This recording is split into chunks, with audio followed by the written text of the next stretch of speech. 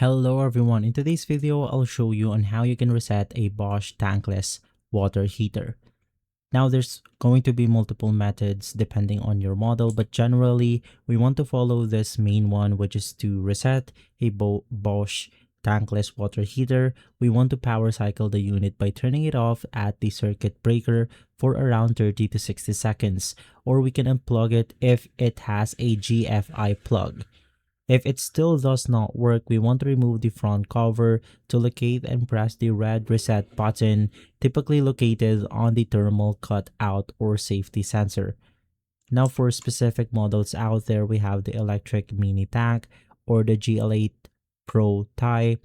You want to locate the reset button behind the front cover in the middle of the thermostat, then push it in with a pen or screwdriver.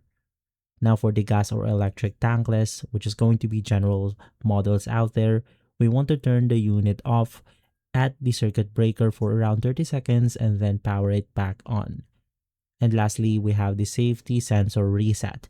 If the unit has tripped due to high heat, we want to remove the cover to find once again the small red button on the thermal cutoff, often on the top of the heating module near the gas valve, and from there you have successfully resetted your Bosch tankless water heater.